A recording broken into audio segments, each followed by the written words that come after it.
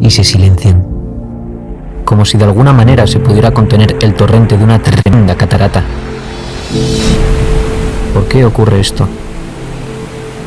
Vamos a ver que lo que sucedió en la década de los 60 en San Sebastián de Garabandal es uno de los acontecimientos más importantes de la historia. Pero no solo eso. Este hecho, este mensaje, es importante para ti.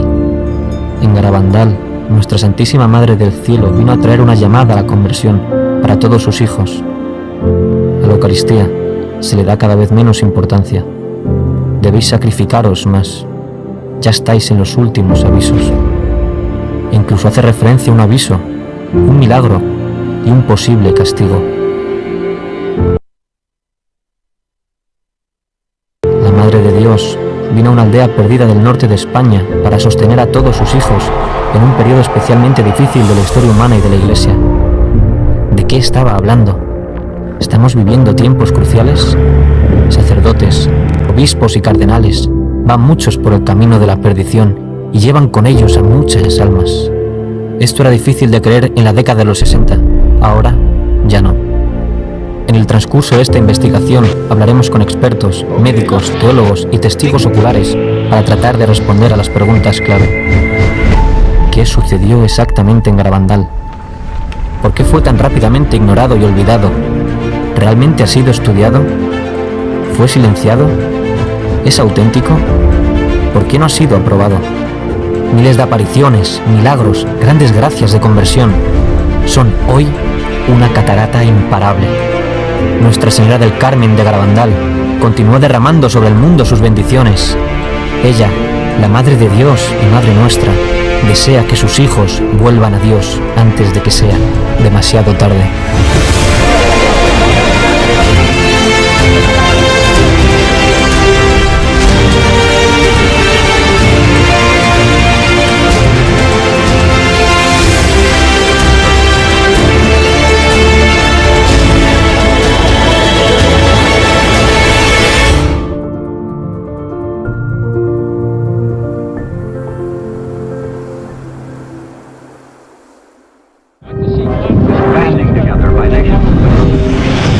Soy el padre José Luis Saavedra, soy doctor en teología por la especialidad de historia en la Universidad de Navarra. Bueno, soy Jorge Fernández Díaz, soy ingeniero industrial, inspector de trabajo, pero toda mi vida, durante 40 años hasta ahora, ininterrumpidos, pues he estado en la vida pública. Yo me llamo Ángel María Rojas. Entré hace más de 62 años en la Compañía de Jesús.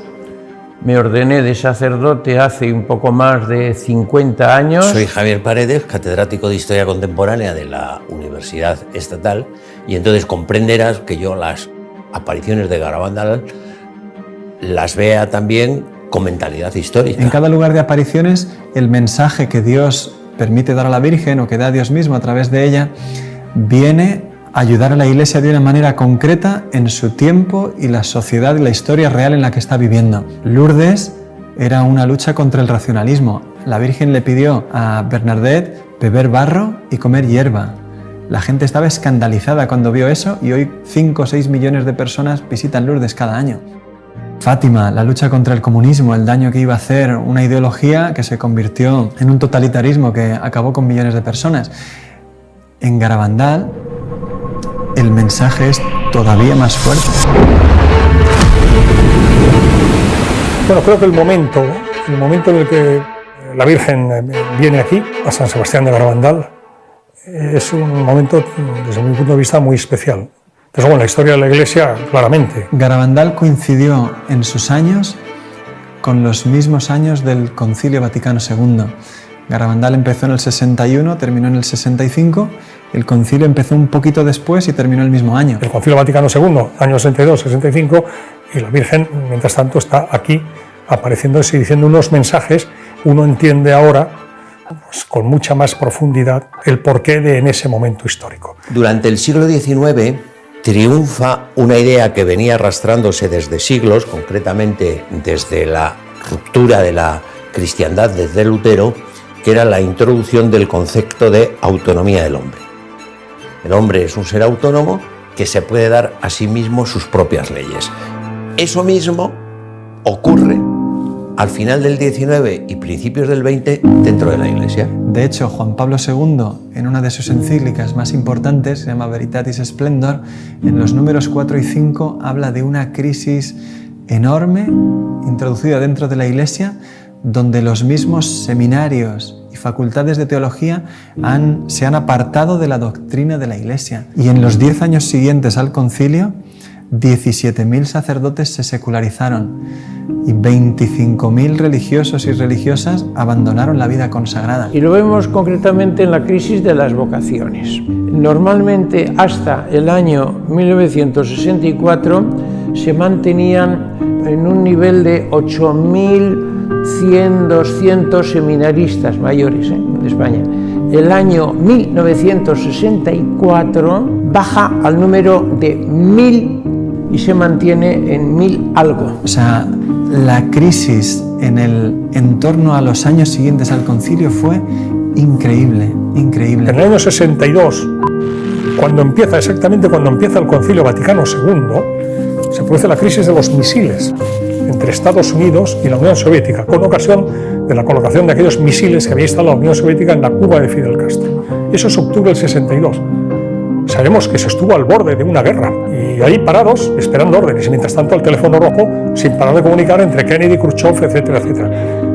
Han sido momentos de una extraordinaria gravedad en lo que hace referencia a la posibilidad de que estallara un conflicto nuclear, absolutamente. Vamos a ponernos en 1961, los que conozcan Garabandal, que echen la vista atrás lo que era Garabandal, el pueblo San Sebastián de Garabandal, a donde no se podía subir en coche, con unas niñas que eran prácticamente analfabetas, que muchas de las cosas que les decía la Virgen no las entendían. ¿Por qué la Virgen les dice a unas niñas unas cosas que no entienden, pero que sí que las transmiten? Porque Garabandal es una aparición para todos nosotros.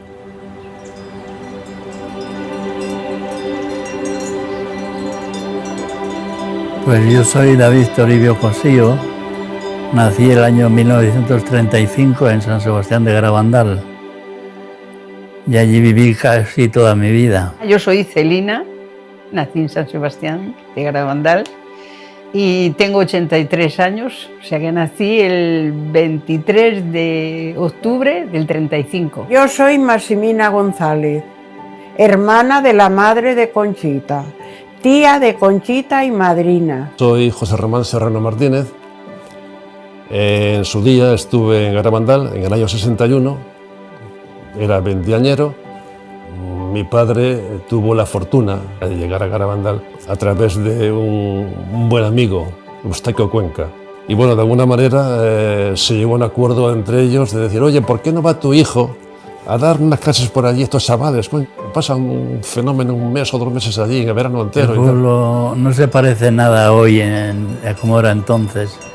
Entonces había muchos pedruscos, muchas piedras, charcos, desigualdad del terreno. Era complicado andar por el pueblo en aquel tiempo. Allí me preguntan a veces, me dicen, ¿allí fuiste al colegio? Digo, allí hice las carreras detrás de las ovejas, al colegio muy poco. Cuando nevaba, que no podíamos salir al campo a trabajar, entonces íbamos, que eran fiestas para nosotros. Pues casi todo el trabajo era al 100% ganadería. Vacas, caballos, ovejas. Como todos trabajábamos al campo, el primero que terminaba de meter la hierba, ahora por ejemplo, en este tiempo, iba a ayudar al que iba el último, siempre andábamos así. En casi todas las casas oía usted que en las cocinas se estaban rezando el rosario. Yo me recuerdo de mis padres, yo recé mucho y me hacía la dormida a veces para no rezar el rosario en casa. Pero era un pueblo muy súper religioso, un pueblo muy bonito era, muy bonito era. Yo tenía 26 años y cuando empezaron las apariciones, que empezaron el 18 de junio de 1961. Ese día, 4 niñas, Mariloli, Jacinta, Maricruz y Conchita, están jugando en el pueblo, robando unas manzanas de un vecino, cuando, de repente, escuchan un trueno. Levantan la cabeza, miran hacia los valles cercanos, por ninguna parte ven la posibilidad de una tormenta. Es lo mismo que había sucedido en el comienzo de Fátima y en el comienzo de Lourdes. Un trueno es de lo que nos habla tanto Sor Lucía como Santa Bernadette. Las niñas están ahí reconociendo que han obrado mal, viendo que Dios les está hablando a través de ese trueno, y de repente una de ellas cae de rodillas, su rostro se vuelve hacia el cielo y se queda pálida, con un rostro como la cera. Cuando va a salir una de ellas corriendo a llamar a la madre de la niña, de repente las tres que están a su lado caen de rodillas también y comienzan a ver lo mismo que está viendo ella.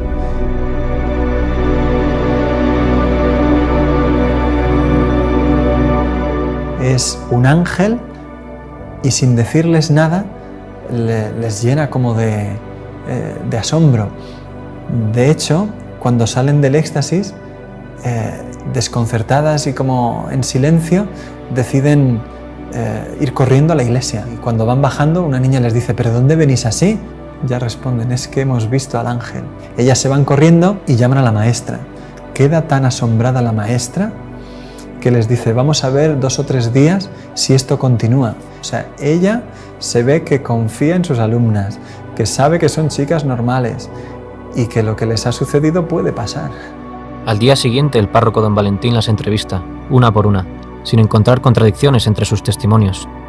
Esa tarde, vuelven a la calleja solas, rezan el rosario, pero no sucede nada y tienen que volver a casa sin tener ningún éxtasis. Esa noche, cuando se van a acostar, las 4, cada una en su casa, escucha una voz que les dice: no os preocupéis, que me volveréis a ver.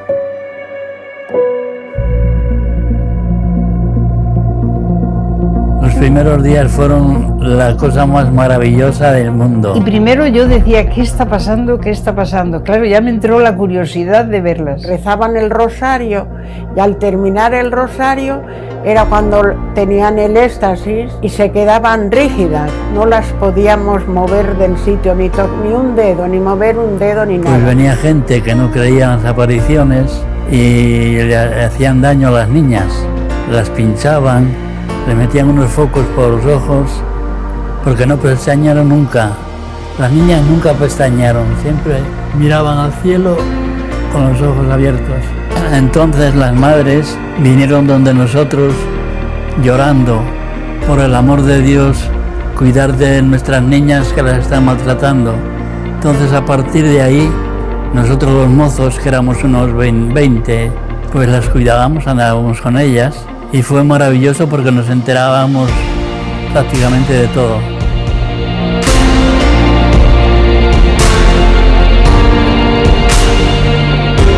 Pues el 4º o 5º día ya está el párroco tomando nota de lo que sucede y dice que hay 600 personas viendo los éxtasis y los domingos hasta 3000. Y es una aldea a la que hay que subir por un camino que es 1 hora andando y bien empinada la cuesta porque no se puede subir en coche. No había baños, no había apenas luz eléctrica, no había asfalto y se llena de gente aquello. El mero hecho de que haya tanta gente allí ya te está diciendo de qué es lo que estaban viendo. El 1 de julio, el ángel les anuncia una visita muy especial que tendrá lugar al día siguiente. Ese día, 2 de julio de 1961, ven a la Santísima Virgen como Nuestra Señora del Carmen.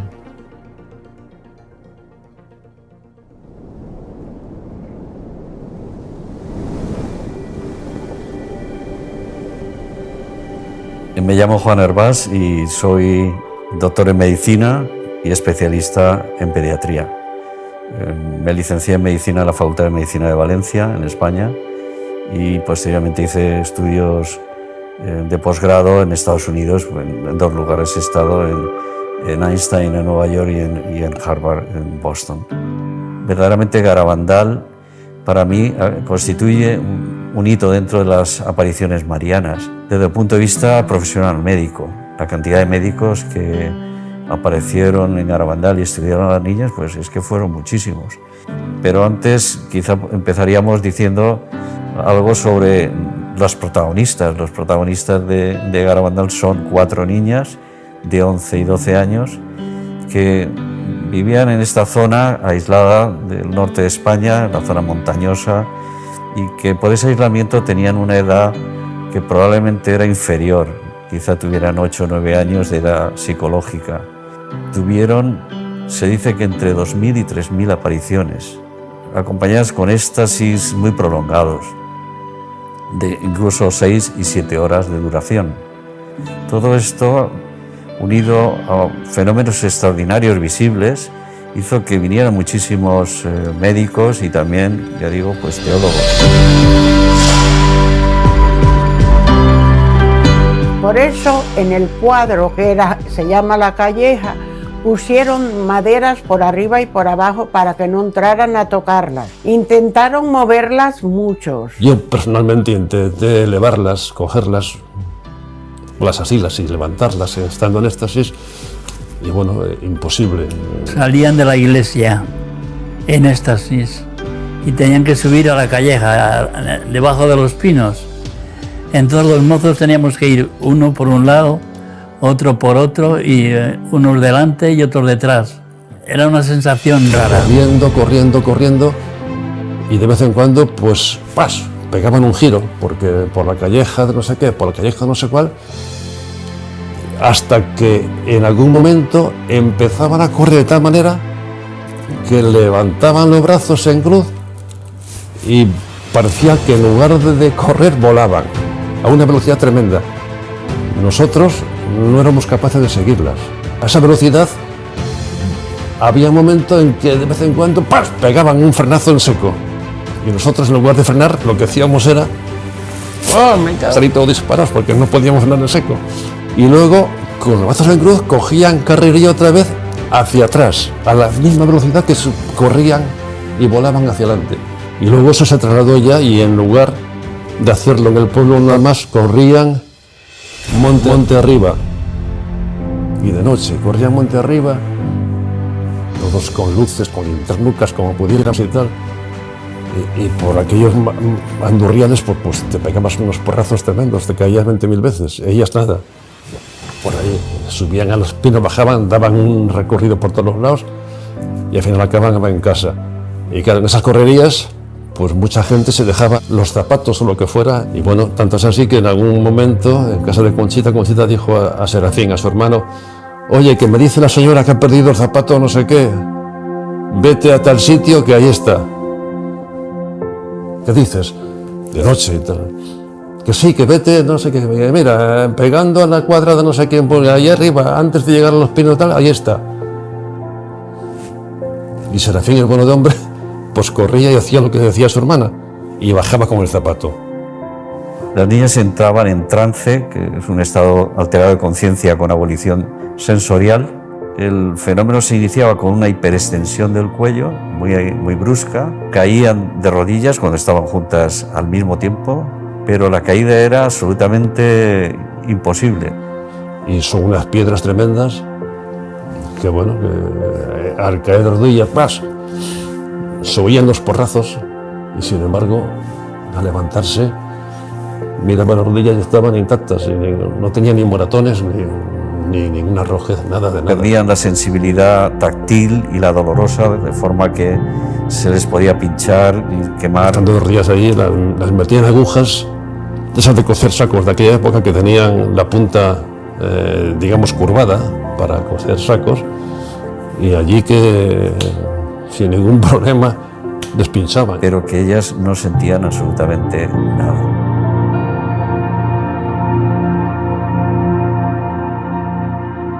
Apareció por allí Máximo Fröschler, ingeniero alemán, vivía en Santander, y por las circunstancias que fuera oyó hablar de Garabandal, y este hombre nos decía: yo soy protestante, teóricamente no creo en la Virgen, pero bueno, yo no entiendo lo que está pasando allí. Son unas niñas de 11, 12 años, débiles, pequeñas, de un pueblo allí perdido, y él era muy fuerte. Yo una de estas niñas la cojo y la levanto en una mano, pero cuando caen en éxtasis no puedo mover ni una mano. Niñas que además se les veía relajadas, se movían tranquilamente y entre ellas se movía una a otra, así normal, pero yo, si intento mover una mano, no puedo.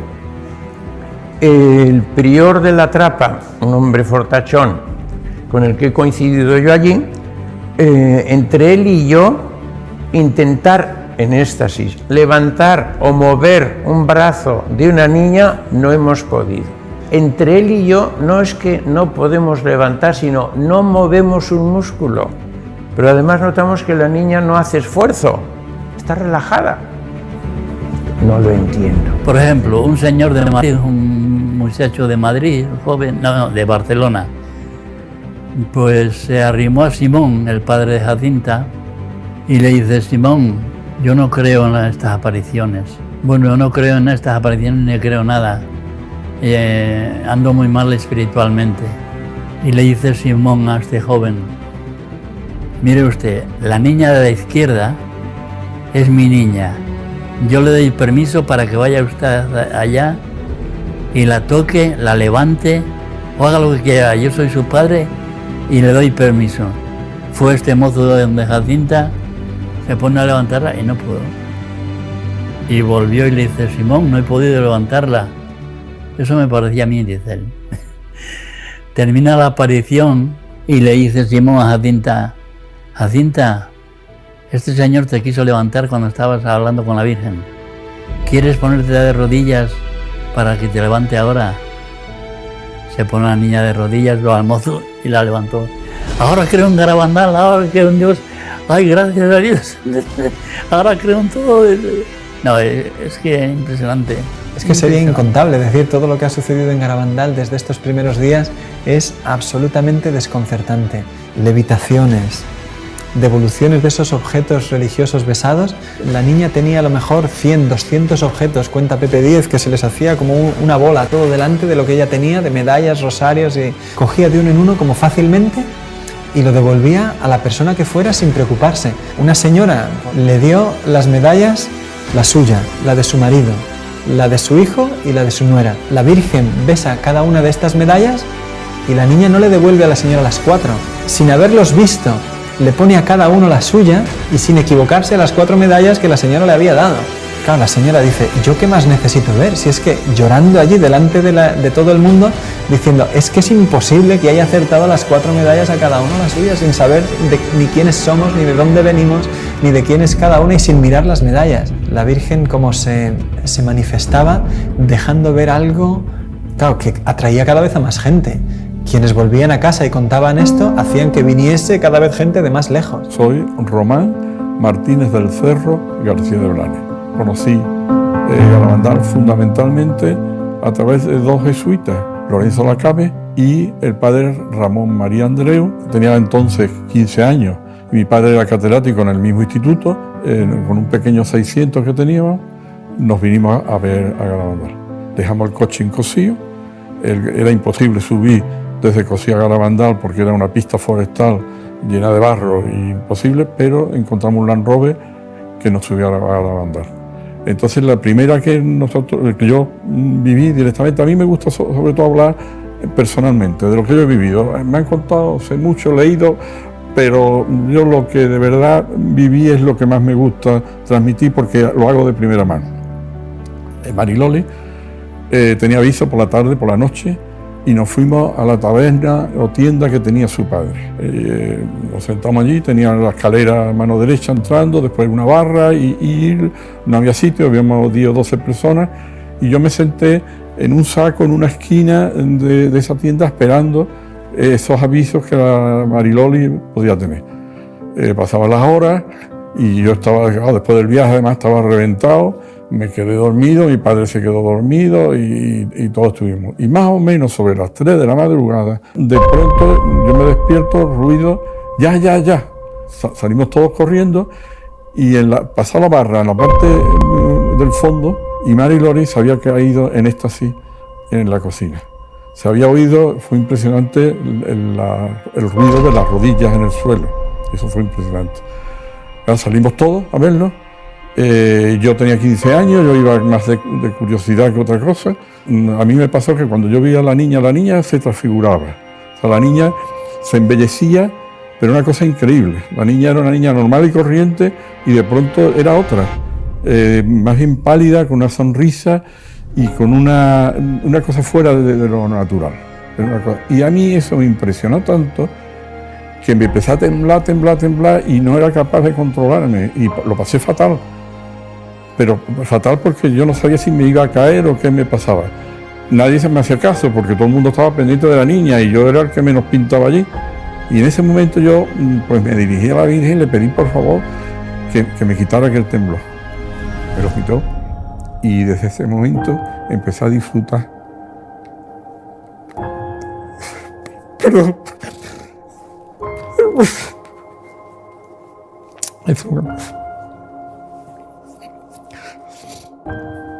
Bueno, desde ese momento empecé a disfrutar de lo que era la presencia de la Virgen en una aprecio.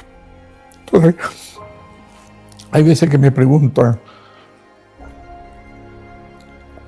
¿cuándo de verdad pensó que la Virgen estaba presente allí?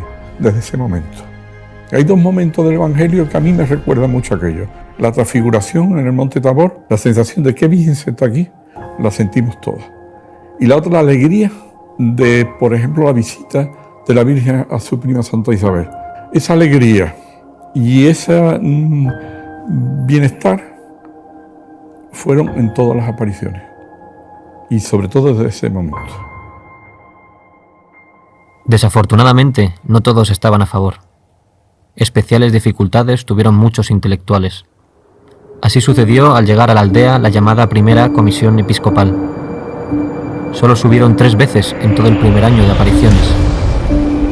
Pero el día que la Virgen se apareció por primera vez, todos estaban en el pueblo. Su instructor, el padre Francisco de Ozola, con 2 sacerdotes y 2 médicos, el doctor Piñal y el doctor Morales. La comisión comentó con alguna de las personas que había por allí, que había venido con ellos, que aquello se iba a terminar ese mismo día. Pero no se estudiaron los hechos extraordinarios que ahí estaba pasando. De hecho, el doctor Morales nunca más subió a la aldea. Él mismo lo cuenta en una conferencia que dio años después. Solo estuve en la aldea en una ocasión. Y sin embargo, de mis informes negativos vino la condena para Garabandal. La comisión, de hecho, no volvió a subir hasta finales de julio y subió por la noche para intentar llevarse a las niñas a escondidas y que todo aquello se terminase. Las familias se negaron, excepto la de Conchita. Se llevaron a Conchita, estuvo 8 días en Santander y la terapia que le dan a Conchita es llevarla a la playa, llevarla a la feria y mantenerla ocupada para que no piense en las apariciones. Y yo fui con su madre a Santander, a casa de este sacerdote, a buscar a Conchita. Yo vi, Conchita le mandaban que si no lo negaba, a ella la llevarían a un manicomio y a los padres a la cárcel. Entonces ella, hartándose de amenazarla, ella dijo, bueno, pues lo mío no será verdad, pero lo de las otras al mejor sí. Muy bien, Conchita, la palmearon porque ya lo había negado. El día siguiente de que Conchita volvió de Santander, se reunieron los teólogos y médicos de la comisión con las personas en el pueblo que quisieran interesarse sobre las apariciones. Y allí acudieron médicos y sacerdotes que estaban estudiándolas por su cuenta. Hubo una reunión grande delante de la puerta de la iglesia que la cuenta el mismo doctor Ortiz, un pediatra de Santander que pasó más de 50 días estudiando los éxtasis. Tú figúrate, si un médico a una persona normal nos ve en 15 minutos, lo que supone que un pediatra de Santander recorra 90 kilómetros para estar 52 días estudiando los éxtasis un día tras otro y permanecer en la aldea. La cantidad de información que este hombre tenía sobre las apariciones es enorme. Y el doctor Ortiz, delante del papel que le muestran los teólogos y médicos de la comisión, dice, mira, la niña ha negado todo, esto se acabó.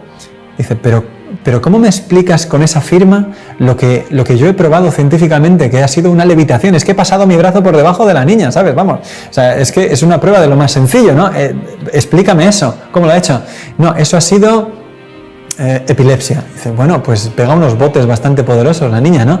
Es que todo aquello se había firmado bajo una presión enorme sobre una niña de 12 años que apenas había salido de su aldea en toda su vida. No entendemos que haya en ello mala intención. Sin embargo, sí que es muy difícil entender bien lo que sucedió en Garabandal si uno no acude a todas las fuentes documentales que tenemos hoy. Hubo cosas en las que algunas personas tienen una responsabilidad seria y que poner eso a la luz de la verdad pues requiere volver a tomar en serio unos hechos que no han sido estudiados objetivamente quizás nunca. A pesar de las contradicciones, los sucesos continúan, y el 2 de julio, en secreto, la Virgen había dado a las niñas un mensaje que el 18 de octubre ellas deberían hacer público. Cuando la fecha se acerca, los peregrinos comienzan a acercarse a la aldea, miles de personas, está abarrotado como nunca. Y sin embargo, los peregrinos para llegar ahí tienen que atravesar una jornada que es de lluvia, granizo, incluso por la tarde llegó a nevar. Sí. Me acuerdo del día lluvioso, porque en mi casa había gente y traían unos zapatos muy bonitos y entonces, como estaban muy mojadas, entraron en mi cocina y los metieron al horno a secarlos. Y estábamos hablando y se nos olvidaron los zapatos y entonces se le quemaron los zapatos, eran marquesas o no sé qué eran, sí.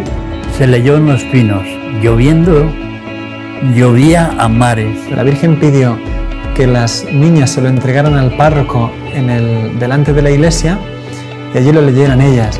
Y después, en los pinos, volviese a ser leído el mensaje por el párroco, don Valentín Marichalar. Sin embargo, la comisión presionó al sacerdote para que hiciera algo diferente. El mensaje no fue publicado delante de la iglesia. Tampoco lo leyó el párroco. En cambio, se anunció que solo sería leído por las niñas, en los pinos. Los testimonios son muy fuertes. Hay una mujer que habla de cómo caminaban entre el barro a empujones para intentar lograr buenos puestos. Cuando ya finalmente se dijo se va a publicar el mensaje, pues la gente subió a los pinos, pero la carrera que se organizó para eso, la gente caía, resbalaba, se empujaba. Y cuenta ella, dice, lo increíble es que no nos matáramos, miles de personas para conseguir un buen puesto, y dice ella, yo quedé como a unos 60 metros de las niñas, y claro, apenas oí nada, pero cuando ya llegó el mensaje, toda la situación me tenía completamente ya vencida. Hay que hacer muchos sacrificios, mucha penitencia, visitar al Santísimo, pero antes tenemos que ser muy buenos.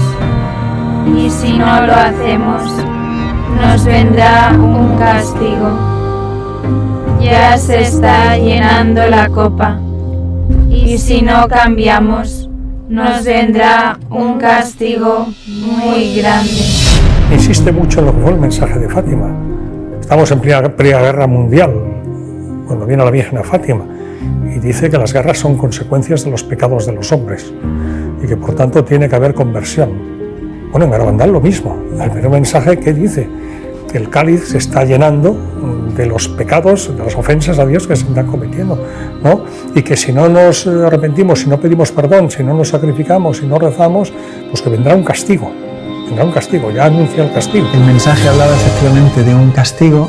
Se había hablado antes de un milagro, pero solamente a las niñas, y eso comienza desde ahora a ser una parte importante en Garabandal, como una ayuda especialmente grande para un tiempo particularmente difícil de la historia. Sin embargo, en ese día el mensaje no se pudo entender.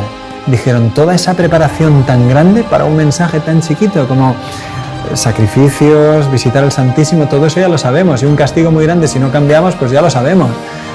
Las videntes después, durante los años posteriores a las apariciones, siempre han dicho, lo más fundamental que tenemos que poner en el centro son los mensajes.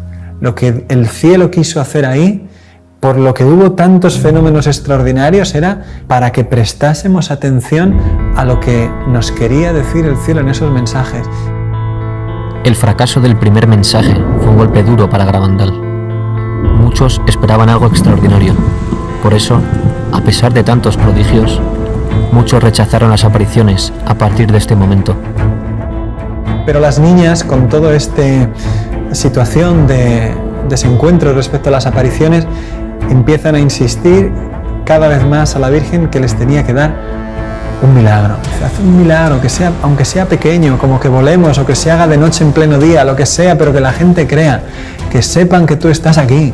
La Virgen siempre solía callar, no les respondía, incluso se ponía a veces triste y les decía, ya creerán. Pero un día el ángel les dijo, Dios va a hacer un milagro a través de ti y de mí.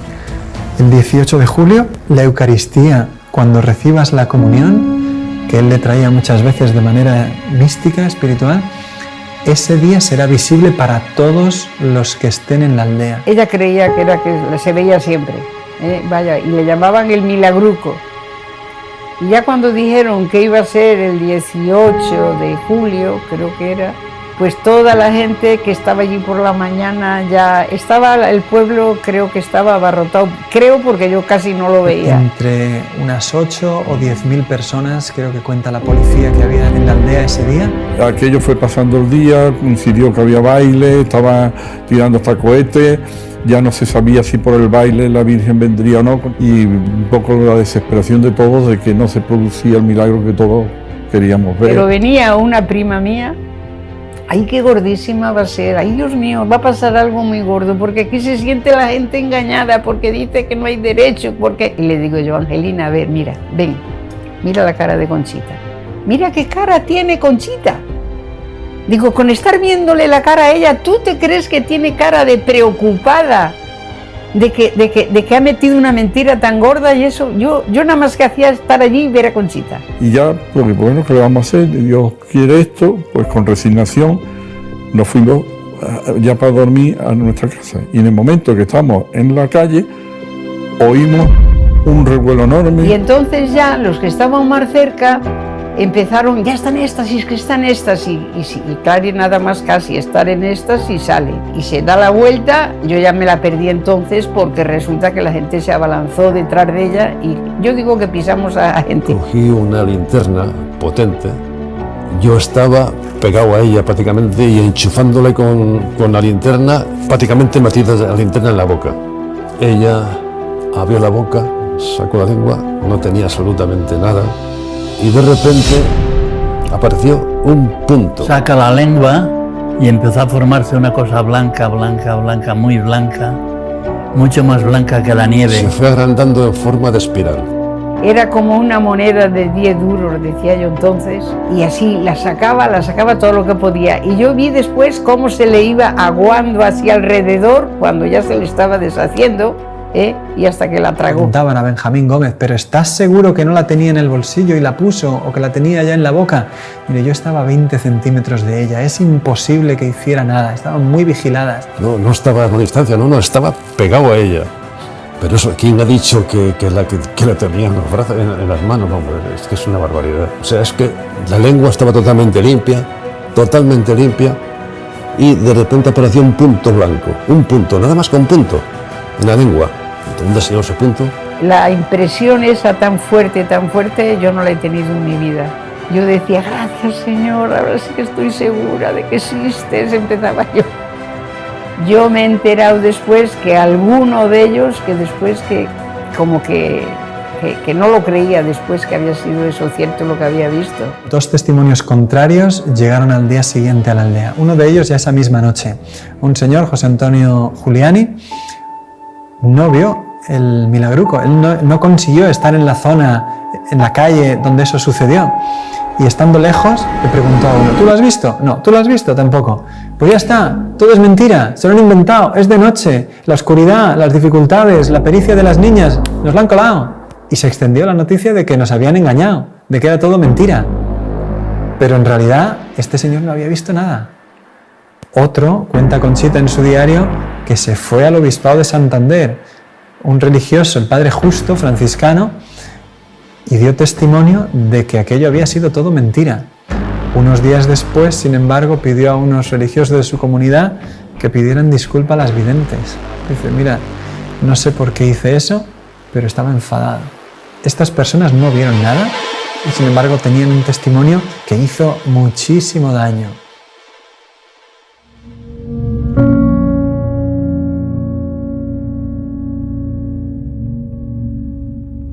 A partir del mes de septiembre de 1962 comienzan a hablar ya con claridad de un aviso, de un milagro y de un castigo. El aviso, según Garabandal, será un fenómeno mundial, una gracia de Dios para cada uno de nosotros. Yo creo que es una manifestación de la misericordia de Dios. Si uno se pone a pensar, el mejor favor que Dios nos puede hacer en este mundo es ver el estado de nuestra alma y a dónde iríamos, ¿no es cierto?, si nos muriésemos. La gracia del aviso será como si se detuviese el tiempo y todo el mundo pudiese ver su alma por un instante tal cual la ve Dios. Todo el bien que hemos hecho, todo el bien que hemos dejado de hacer y todo el mal que hemos hecho.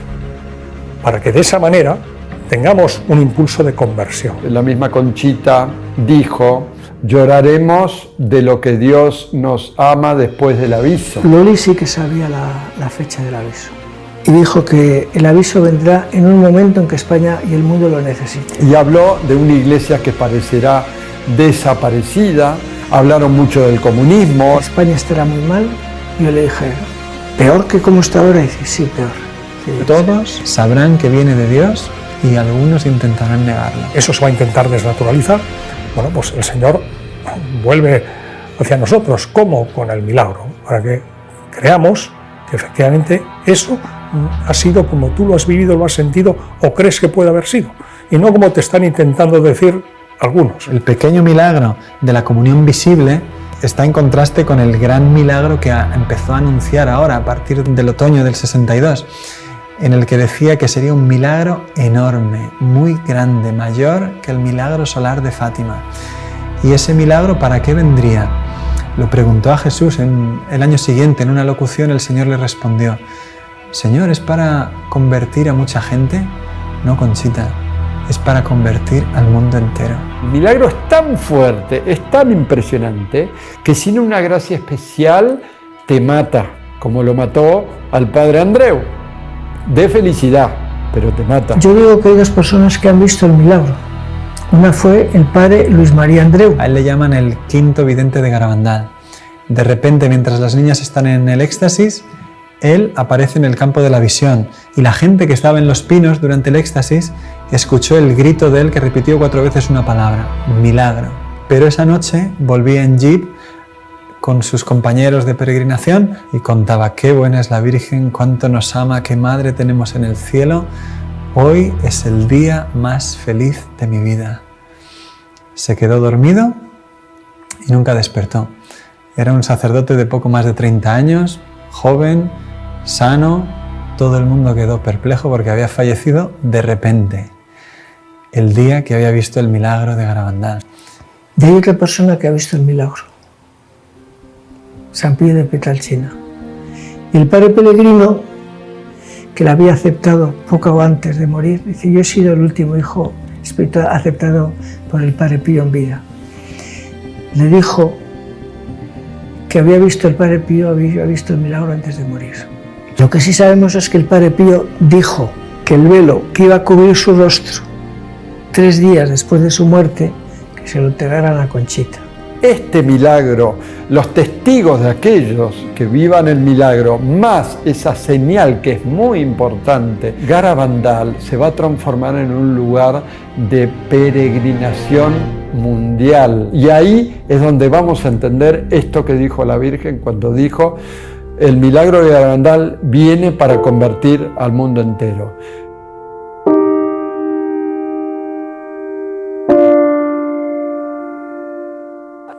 Y la Virgen, lo que está diciendo en Garabandal, como en Fátima, en todas partes: convertíos, convertíos, convertíos, oración, oración, oración, sacrificio. Bueno, pues si no hay esa conversión, pues va a venir un castigo. Las niñas han visto ese castigo, lo vieron en las llamadas noches de los gritos. La Virgen un día prohibió que nadie subiese a los pinos, prohibió a la gente subir a los pinos. Solamente una niña pequeñita que tenía 6 o 7 años. Pero la gente subió al final de las casas y de allí las oíamos. y unos gritos. ¡Ay, Virgen Santísima! ¡Ay, Madre! A los niños no, a los niños no. Yo esa noche pensé que era el fin del mundo, lo tenía totalmente creído. Entonces, porque ellas gritaban y decían que no venga, llévanos junto a ti, hablaban mucho de la confesión. Que se confiesen todos primero, que no venga, que se confiesen todos primero. El miedo que tenían las niñas ahí arriba, viendo todo lo que vieron, se transmitía a nosotros. Con oírlas aquella noche, solamente con oírlas. Todo apunta que fue la revelación del castigo y de las circunstancias en las que tendría lugar el aviso, que parece que es una situación de gran persecución para la Iglesia y de grandes dificultades para el mundo. Las niñas le preguntaron, ¿y cómo se llamará eso? Y la Virgen dijo que se llamaría comunismo.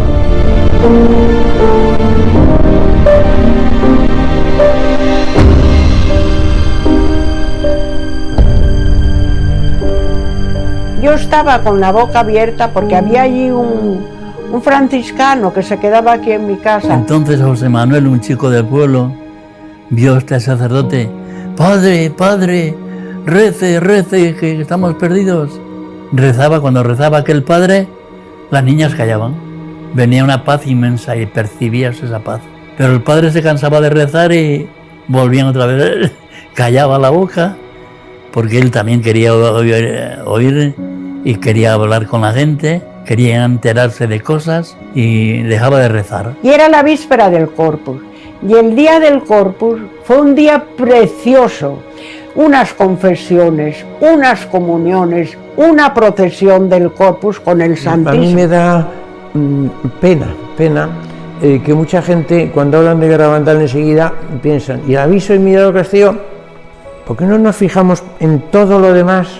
Porque si hacemos caso a la Virgen en todo lo demás, no habrá castigo, que es un tema que dijo, quizás haya un castigo si la humanidad no se convierte, pero la Virgen vino a decir mucho más y el mensaje de Garabandal abarca mucho más. Es como si al estudiar el Evangelio nos quedáramos, y aquellos días, cuando vengan aquellos días, nos quedamos en esa frase, ¿cuándo serán esos días? ¿Y qué serán esos días? Pero hombre, léete el Evangelio entero, vive el Evangelio, y no te preocupes de esos días que probablemente te habrás muerto tú antes. Vive como pide la Iglesia, que es como pide Garabandal. La gente se preocupa mucho del aviso, el castigo, el milagro, y no se preocupa del mensaje. Ser buenos, a la Eucaristía cada vez se le da menos importancia, contemplar la pasión de Jesucristo, eso es lo importante de Garabandal. Las apariciones iban llegando a su fin, y en enero de 1963 las niñas dejaron de ver a la Virgen. Solo Conchita volverá a verla, aunque tendría que esperar casi 2 años. Al fin, el 8 de diciembre de 1964, la Virgen le anuncia que va a dar un nuevo mensaje para el mundo.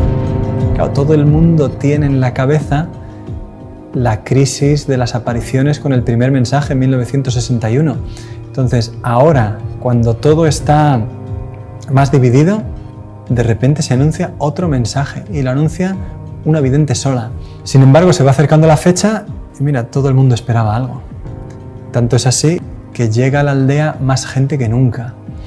Hay crónicas de los periódicos que son impresionantes de esos días. Un periodista de Barcelona, Juan Poch Soler, que escribe: subimos el 17 por la noche. Cuando llegué a la aldea vi gente durmiendo bajo los dinteles de las puertas, en los pajares. Me puse a escribir para enviar algo al periódico y a mi lado había 2 inglesas durmiendo sobre sus codos. El pueblo estaba a reventar de gente. Había 12.000, 15.000 personas, no se sabe cuánta gente había ese día en la aldea. Cuando fue pasando la tarde, no llegaba, el éxtasis no llegaba, y en un momento la niña avisó a la gente que el éxtasis sería en el cuadro. La gente intentó buscar el mejor puesto cerca del lugar del éxtasis. Es impresionante, duró unos 12 minutos y en él se escucha a la niña decir algunas palabras, se la ve reír, se la ve llorar. Curiosamente, el mensaje de la Virgen no lo dio ella. Unos meses después la Virgen le dijo: ¿sabes por qué no vine yo el 18 de junio a darte el mensaje? Porque me daba pena decirte aquellas cosas, pero necesitabais saberlas. para vuestro bien y si las cumplís para gloria de Dios. Como no se ha cumplido y no se ha hecho conocer al mundo mi mensaje del 18 de octubre, os diré que este es el último. Antes la copa se estaba llenando, ahora está rebosando. Los sacerdotes, obispos y cardenales van muchos por el camino de la perdición, y con ellos llevan a muchas más almas. A la Eucaristía cada vez se le da menos importancia. Debéis evitar la ira de Dios sobre vosotros con vuestros esfuerzos. Si le pedís perdón con vuestras almas sinceras, Él os perdonará. Yo, vuestra madre, por intercesión del ángel San Miguel, os quiero decir que os enmendéis. Ya estáis en los últimos avisos. Os quiero mucho y no quiero vuestra condenación. Pedidnos sinceramente y nosotros os lo daremos. Debéis sacrificaros más. Pensad en la pasión de Jesús. Vamos a ver, yo comprendo que España, que unas niñas analfabetas digan muchos cardenales, obispos y sacerdotes van por el camino de la perdición y llevan tras sí a muchas almas. Van por el camino de la perdición y con ellos arrastran a muchas almas, sí, lo recuerdo. Obispos, que no dijo cardenales, porque era la palabra muy dura. En público, por no decir, porque es una palabra muy dura. Sacerdotes, obispos y cardenales van por el camino de la perdición y con ellos arrastran a muchas almas. Sí, lo vi. Me pareció muy fuerte. Y también las niñas lloraron muchísimo, no querían decirlo. Y las madres no querían decirlo. Ay, Dios mío, pero ¿cómo vamos a decir esto?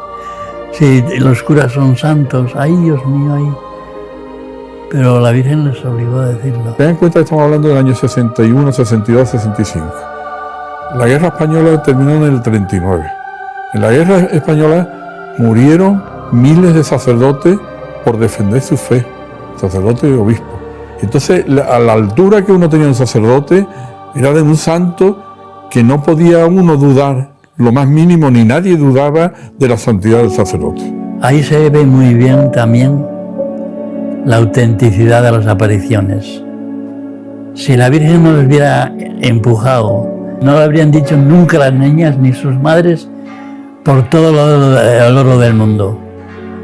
La Virgen les mandó, sí, es necesario que lo digáis. Desgraciadamente, con el paso del tiempo y en la actualidad, hemos podido comprobar con dolor que era cierto que muchos cardenales, que muchos obispos, que muchos sacerdotes fueran por el camino de la perdición.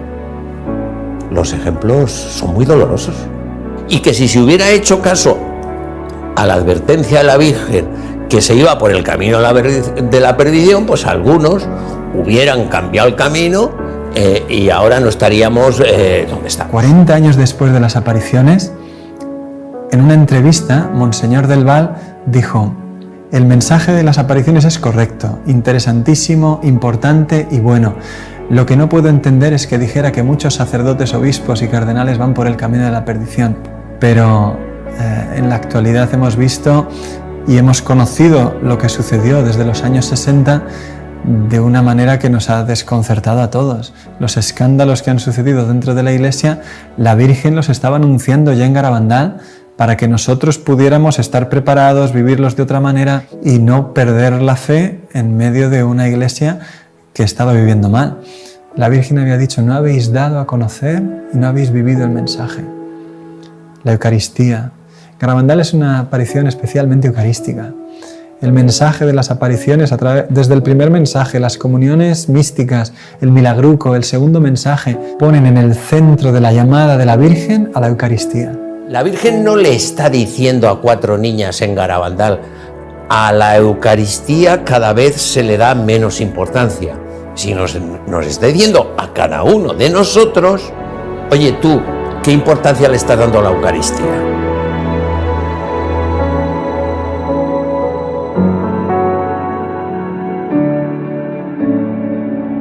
Los fenómenos terminaron con la aparición del 13 de noviembre de 1965. Después de esto, las niñas dejaron la aldea. Conchita acabó en Burgos, donde fue recibida por el padre Manuel Guerra y la madre Nieves García. Cuando conocí a Conchita, estaba en Burgos de superiora, con la casualidad de que yo no quería ya admitir a ninguna niña más porque el colegio estaba completo ya. Entonces, al poco tiempo viene la portera y me dice, hay una familia que pregunta, vino el capellán con ellos y entonces ya les dije que yo tenía un sitio. Y entonces ya me dijeron quién era Conchita, me explicaron y me pidieron que Conchita tuviera un confesor, que don Manuel se ofreció, y una persona que la formara, y me ofrecí yo. Por tanto, entré en el colegio como una niña más, con el nombre de María, para que nadie la molestara en nada. Todas las tardes llamaba a Conchita, una hora o un par de horas, a un recibidor. Todo lo que ella me dijo, la conversación, fue grabada inmediatamente cada vez que hablaba con ella, inmediatamente para no cambiar ni una sola palabra. Yo a Conchita entonces y después la he encontrado inmejorable, no he encontrado una persona ni más normal, sin ganas de llamar la atención de nadie. Cuando ella terminó las apariciones, le dijo a la Virgen que quería ser religiosa. Entonces nada más terminó las apariciones, se fue a un convento, se enteraron de que estaba allí porque ella fue a confesarse y le dijo, se conoce que al padre, le dijo, después se supo, pues que ella que había visto a la Virgen, que tenía dudas algunas veces si era verdad, si no era verdad, si le parecía a ella que era ella. Y entonces el sacerdote, cuando se enteró que era Conchita, pues dijo, pues va a decir usted la verdad enseguida. Vinieron 2 obispos y dos sacerdotes. Alguna vez le dijeron, sí, pero eso te lo inventaste tú y yo. Sí, porque eso se inventa muchas veces la imaginación. Ah, pues sería... O sea que alguna vez entre esa conversación tan larga que tuvieron, de 6 horas, ella alguna vez dijo, pues era verdad, claro, ante personas que te has imaginado tú, porque muchas veces pasa eso. Bien, entonces se marcharon con esa idea y entonces yo llamé al sacerdote que estuvo con ella, contrario, en Garabandal. Le llamé a Burgos, una vez que Conchita se marchó, y le dije, quería hablar con usted porque usted ha negado siempre las apariciones de Garabandal, concretamente en este caso que fue al convento, y la tuvo usted 6 horas preguntándole. Y dice, no, 6 horas no, 5. Entonces le dije, bueno, pues muy bien, pues creo que está usted confundido porque esto no se puede hacer con una niña después de confesar de esta manera. Cuando estos señores se marcharon de esa conversación que la pudo dejar aturdida, entonces ella tuvo una locución. En la locución del Señor, interiormente, le dijo, no quiero que estés aquí, quiero que estés fuera. Y Conchita, es que no me quieres, Señor. Y el Señor le dice, pero yo quiero que tú estés afuera, como diciendo, como mejor me puedes servir y como debes es fuera. Hasta aquí la historia es muy conocida. A continuación vamos a presentar lo que ha pasado después de las apariciones y por qué Garabandal ha encontrado tantas dificultades en su aprobación.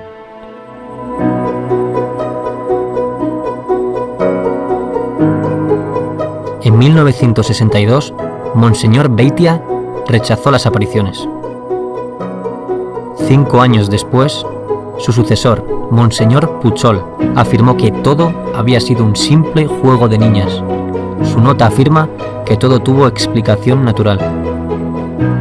Cirarda, su sucesor, dijo lo mismo.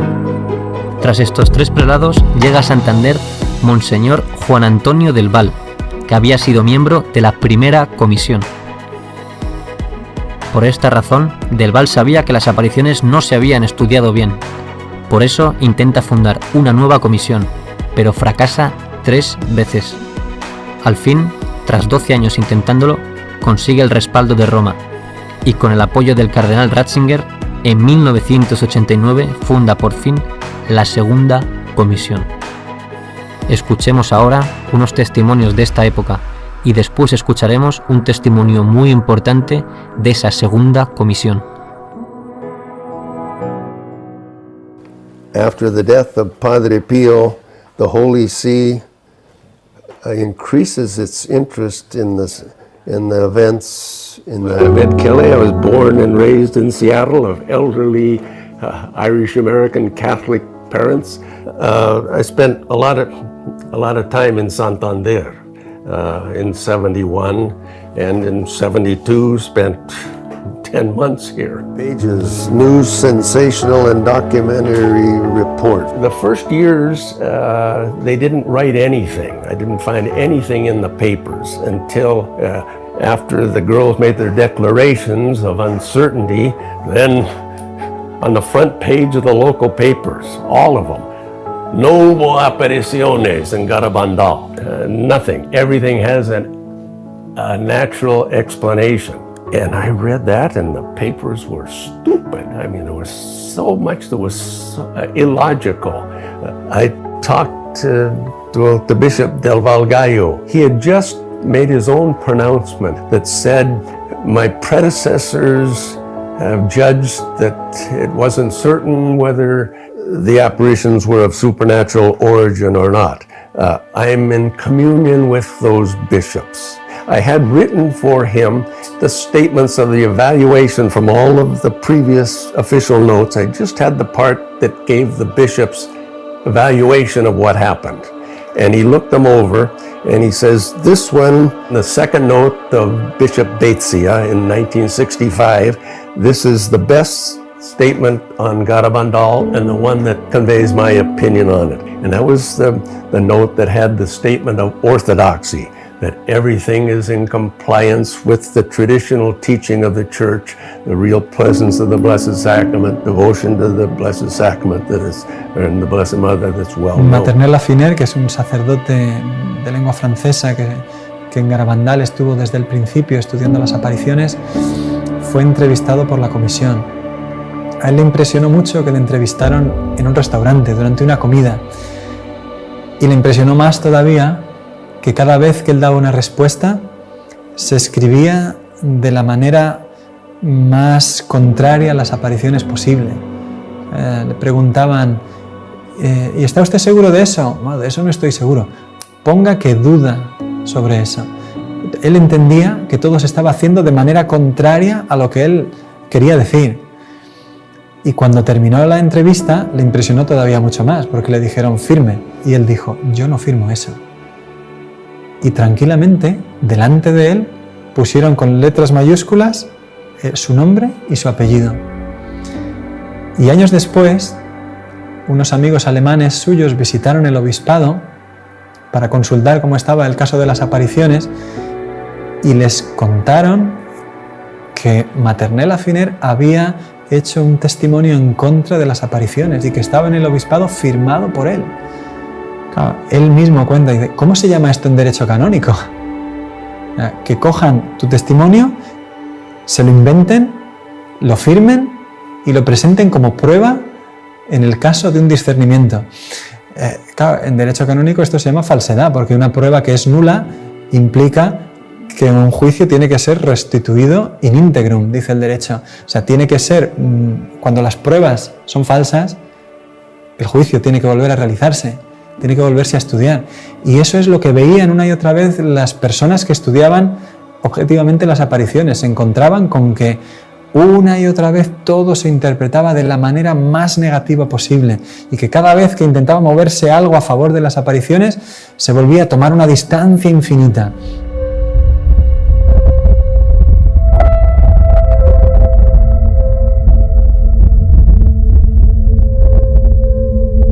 The story of Menchu Mendiolea. Interesting.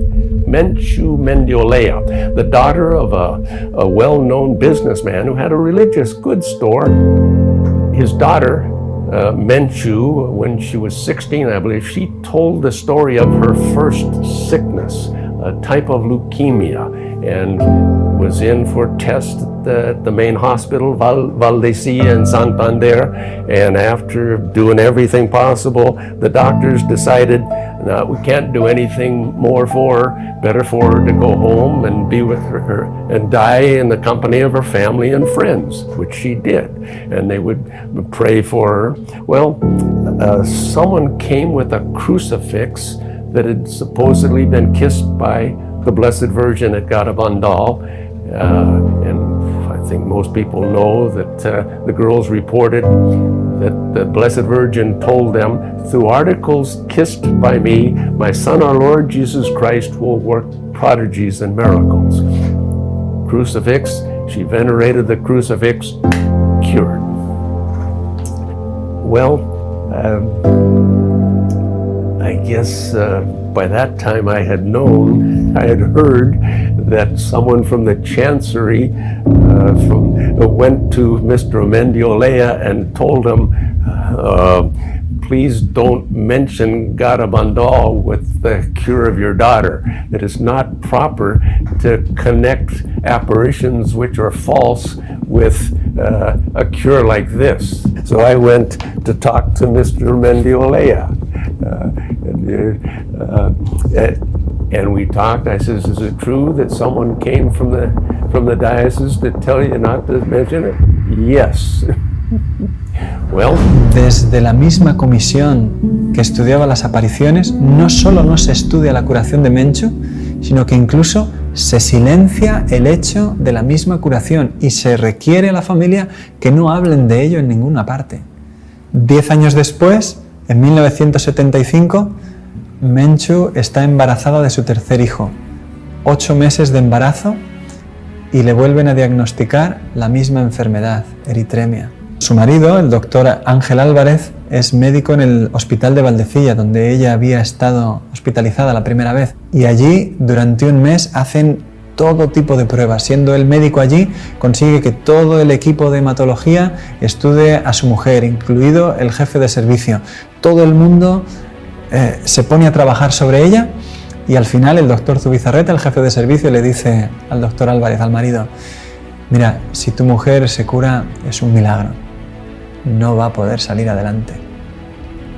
El 7 de diciembre, el marido de Menchu dice, mira, mi mujer quedó curada en Garabandal, y como nosotros no hablamos de las apariciones, como ha vuelto a suceder lo mismo. Coge el coche y se va con su cuñado a Los Pinos. Está nevando, sube, reza el rosario allí, y su cuñado no sabe lo que están haciendo. Dice, mira, Menchu ya no tiene solución, acéptalo. Bajan y cuando vuelve al coche le dice, Menchu está curada, estoy seguro. Vuelven al hospital y le pide al doctor Zubizarreta que vuelva a hacer un estudio. Menchu tenía 500 plaquetas y encuentra en el estudio que había más de 20.000. En los días siguientes resulta que Menchu estaba de nuevo curada. Menchu es un caso único. 2 veces acuden a la Virgen de Garabandal y 2 veces queda curada la enferma.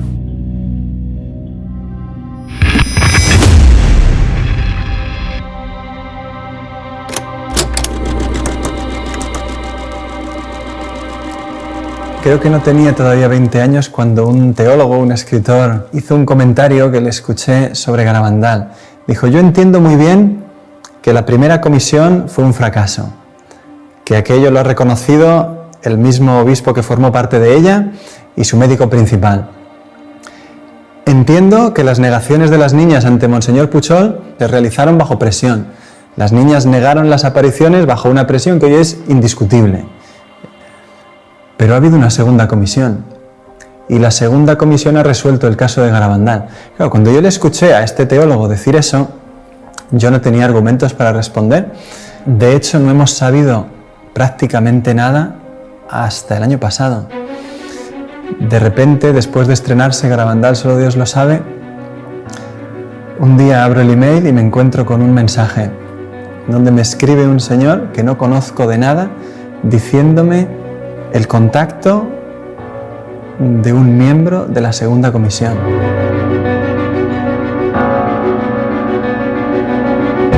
llamo Javier Vildósola, estudié la carrera de Ciencias Políticas y Sociología en la Universidad Complutense de Madrid, después hice un doctorado en Antropología Social y hace 30 años pues a mí me invitaron a participar en un estudio, trabajo de campo, en San Sebastián de Garabandal. Ni siquiera había oído hablar de ello. Y concretamente fue un antiguo profesor mío de la propia facultad, que se llamaba don Jesús María Vázquez, era padre dominico, y bueno, pues nos mandaron para allí. Ahora no me explicaron para qué íbamos exactamente, lo cual me resultaba bastante inconcebible, inverosímil, desde el momento en que uno de los aspectos que se enseñan en métodos y técnicas de investigación es la delimitación del campo de estudio. Resulta que aquí no había nada de nada. Vais a ir aquí. ¿A qué? A pasar un cuestionario. Nunca entendí eso. Nunca lo entendí, a no ser que pensara mal, en el sentido de que yo tenía dudas sobre la intencionalidad de dichos cuestionarios, que nunca, jamás, en todos sus contenidos, se refirieron a los acontecimientos acaecidos allí, y en cambio se preocupaban muchísimo de si había habido especulación económica, desarrollo urbanístico, etcétera, etcétera. Cuando llegué no sabía nada. Por la noche no dormía, me dedicaba a leer a toda velocidad, porque quería saber, pero bueno, ¿aquí qué ha pasado? ¿Qué es lo que ha ocurrido aquí? Y realmente es cuando empecé a ver que aquello no era muy normal, o sea, aquello se salía de lo corriente. De los 5 o 6 solamente hubo otro señor, como yo, que era un profesor de psicología evolutiva de la Universidad de Valladolid, Fernando Lara, un señor de psicología infantil. Aquí no están las videntes, y sobre todo no están las videntes cuando tenían la edad en que tuvieron las visiones. Si añadimos además que este señor era declaradamente, porque él mismo me lo dijo, era ateo, yo todavía entendía menos. Alguien me gustaría que me lo explicase, porque sigo sin entenderlo al cabo de 30 años. ¿Qué fue la primera comisión? La primera comisión no ha existido jamás. Luego, la segunda comisión, que es a la que se supone que yo pertenezco, tampoco existió jamás. A nosotros no se nos dijo, esto es una comisión. Se nos dijo que alguien del obispado, no se nos dijo quién exactamente, era quien había proporcionado el encargo, había dado el encargo y había proporcionado unos fondos para que fuéramos allí a pasar unos cuestionarios. Allí hubo varias personas que se supone que eran miembros de dicha comisión, eso sí, 2 veces comieron muy bien en Carmona. Yo fui a una de ellas y decidí que ya a las siguientes no iba. Cuando Vildósola se encuentra en Madrid con que todos los miembros de la comisión, sin haber hecho un estudio serio de las apariciones, se ponen de acuerdo en decir que la conclusión es que todo es una especulación urbanística, él dimite. Él dice, esto no se sostiene desde un punto de vista científico, aquí no hemos estudiado las apariciones. ¿Cómo vamos a dar la conclusión de lo que han sido? Yo dije ya al final, digo, bueno, yo no estoy de acuerdo en nada de esto que estoy escuchando. Aquí hemos ido a otra cosa. Es cuando a mí se me dijo que yo no era experto en... Yo soy antropólogo y sí, los sistemas de creencias son de mi competencia por este tema, ¿no? Y entonces es cuando yo dije que iba a presentar, si se presentaba unas conclusiones como aquellas, elaboradas por unas personas, de las cuales solamente uno, Fernando Lara, había estado presente todos aquellos días, y otras 3 o 4 personas habían ido a comer a Carmona en 2 ocasiones, y eso sí, un día subieron a pasar los cuestionarios, esas personas no estaban en condiciones de decir nada. Y es que yo sigo sin entender a qué fuimos. Por eso digo que si no hubo primera comisión, porque aquella primera comisión no fue seria, es que no ha habido tampoco segunda comisión. Yo me quedaba diciendo, ¿pero qué estudio se ha hecho? ¿Qué es lo que sabemos de Garabandal? ¿Y cómo puede ser que un teólogo serio de hoy día te diga, Garabandal está estudiado porque ha habido una segunda comisión? Solamente sabiendo esto es cuando entiendes lo que Ratzinger dice cuando recibe el informe de 26 de abril de 1991. Efectivamente, en Roma el trabajo de la segunda comisión fue estudiado en la congregación presidida por el cardenal Ratzinger. El futuro papa respondió en 1992 con una carta fundamental para la historia de las apariciones. En ella afirma que Roma examinó atentamente todos los informes de la comisión. Esto muestra su interés por el caso. En segundo lugar, Ratzinger afirmaba que Roma había decidido no intervenir, aunque podría hacerlo. Así, de momento, el caso debía quedar abierto. En fin, Ratzinger sugería al obispo afirmar non constat, que significa incerteza. Roma no encontraba argumentos suficientes para realizar un juicio definitivo. El caso debía quedar abierto. Desde 1992, todos los obispos y administradores apostólicos de Santander han repetido el non constat de Ratzinger. Ante el difícil proceso de las apariciones, detenido por tantas dificultades, por el momento no se encontró una solución mejor. Desde entonces, las apariciones quedaban abiertas al sentido de fe de los fieles. Por eso, la actitud de ellos puede ser fundamental de cara a un juicio favorable de la Iglesia. Y a más de 50 años del final de las apariciones, Garabandal todavía espera respuesta. Y que tenemos derecho a saber qué es lo que ha sucedido ahí. Después de más de 50 años, Garabandal sigue esperando respuesta. Sigue siendo un mensaje importantísimo para nosotros, para ti. Porque hoy, nuestra Madre sigue derramando sus bendiciones en Garabandal.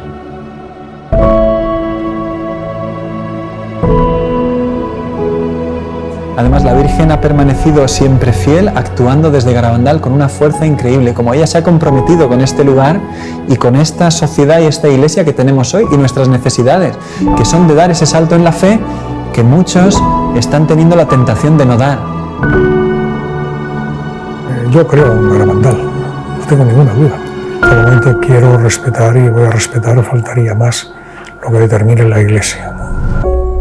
Pero yo rogaría que la Iglesia, la jerarquía, pues que diera facilidades para que puedan venir cuantos más fieles mejor.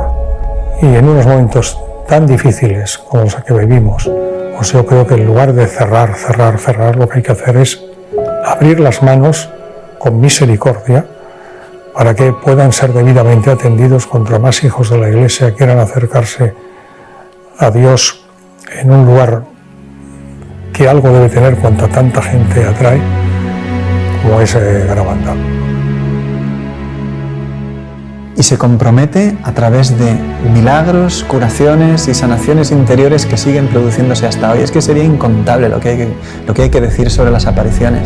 Es que ha habido tanta gente que sigue llorando al escuchar el mensaje de Garabandal, tantos agradecimientos cuando se ha publicado Garabandal, solo Dios lo sabe, tanta gente que está esperando que Garabandal sea promovido como una ayuda increíble para la fe de tantos cristianos que lo único que quieren es creer en Dios y que nuestra Madre la Iglesia nos ayude a saltar hacia adelante en un mundo que no tiene fe y que nos necesita valientes. Yo quiero que el mundo se salve porque así lo percibimos en Garabandal, que la Virgen vino para que todos los seres humanos se salvaran. A las almas les falta sentir la maternidad divina en cada alma.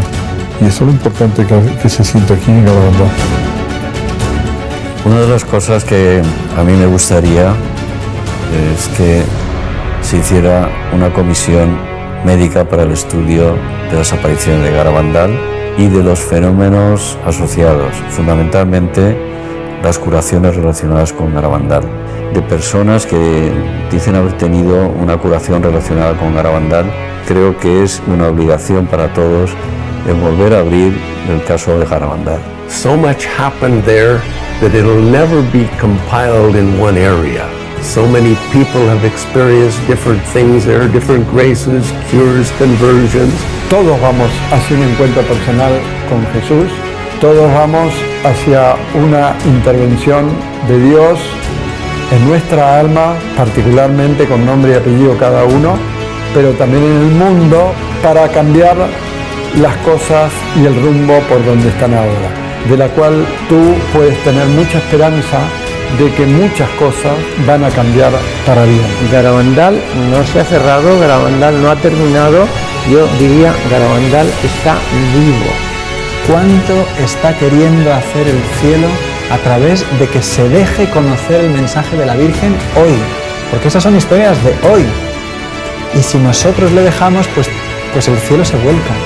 Y te das cuenta de que el grifo de las gracias en Garabandal jamás se ha cerrado y que la Virgen es como una madre auténtica que está a nuestro lado, derramando sobre la tierra una catarata imparable de gracias porque nos ama.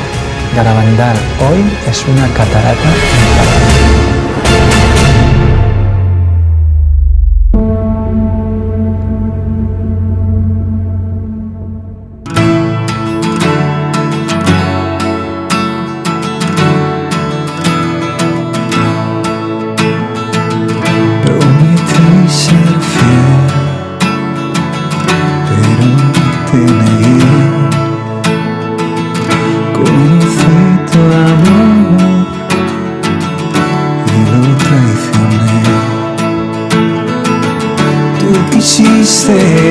Que sintiera sobre mí tu amor.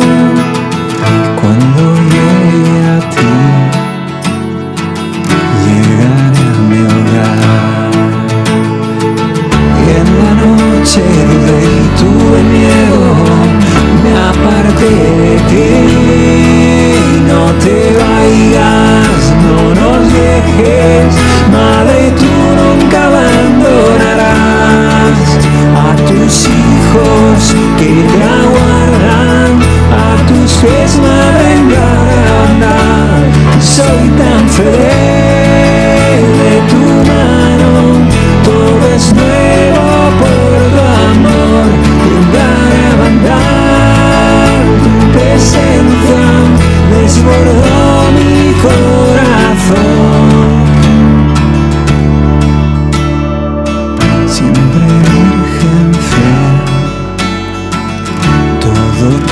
Soy, por tu amor iré donde quieras tú. Tú quisiste que sintiera sobre mí tu amor. Cuando llegue a ti, llegaré a mi hogar.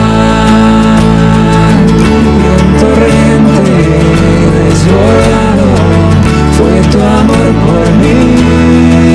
No te vayas, no nos dejes, Madre, tú nunca abandonarás a tus hijos que te aguardan, a tus pies, Madre, en Garabandal. Soy tan feliz